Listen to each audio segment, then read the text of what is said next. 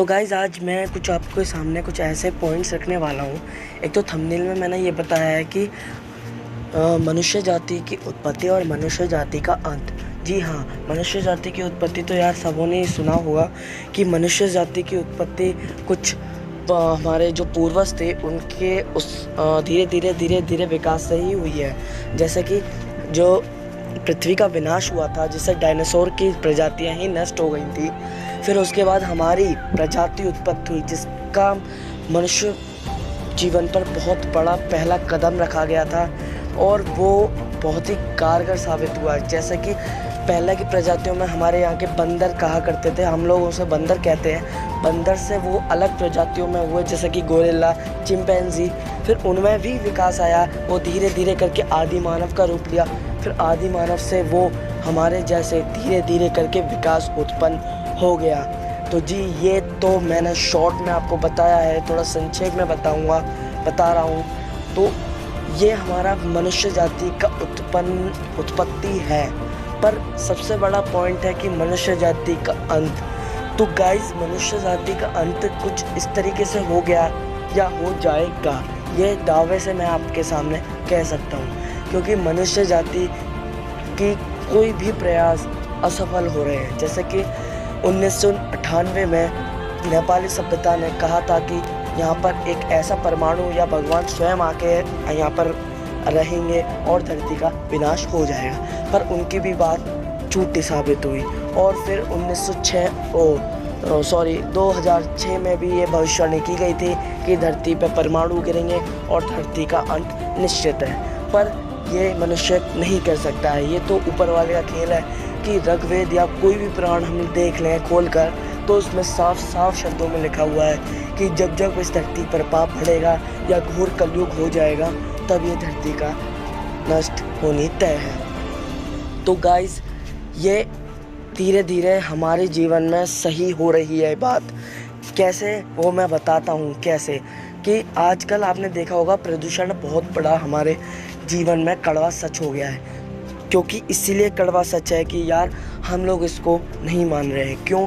क्योंकि आज social media और जगह जगह दीवारों तक पे हमने लिख दिया है स्वच्छ भारत स्वस्थ भारत, पर हम लोग नहीं मानते हैं। आज भी 100 में से 70% लोग ये चीज़ नहीं अप्लाई कर रहे हैं, क्योंकि वो लोग नहीं समझ रहे हैं। वो तो ये कह रहे हैं हम तो अपना जीवन जी जाएंगे और जो होगा वो देखेंगे, पर ऐसा नहीं है।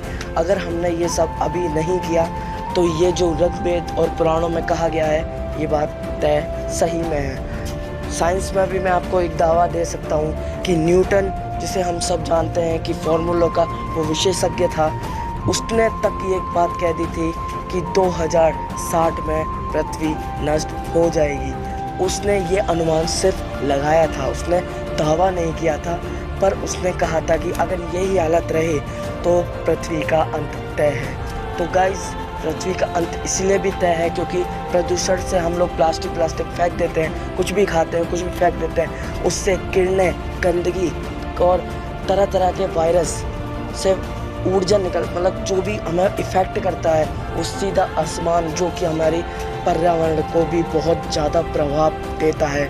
उससे क्या होता है, जो हमारी पृथ्वी पर पड़ते हैं, जिसे हमें बचा रखा है पृथ्वी को, वो ख़त्म होती जा रही हैं। जैसे तरह तरह की किरणें हमारी पृथ्वी पर पड़ रही हैं और पृथ्वी एक दिन ऐसा दिन आएगा कि सब कुछ तबाह हो जाएगा, फिर हम कुछ नहीं कर सकेंगे।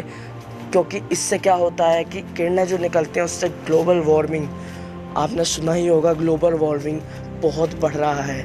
इससे क्या होता है कि पृथ्वी पर एक लेयर है वो धीरे धीरे कम होती जा रही है, जिससे सूरज की सीधी किरणें धरती पर पड़ रही हैं। हालांकि गर्मी में आजकल 42-47 सेल्सियस डिग्री तापमान पड़ता है, पर ये तो कुछ भी नहीं। कहते हैं कि अगर ये लेयर टूट गई तो 70 से 80 सेल्सियस तक गर्मी पड़ सकती है। तो गाइस, आपको पता ही है कि 70-80 में इंसान चलते चलते, या फिर कह सकते हैं हम, घर में ही जल जाएगा।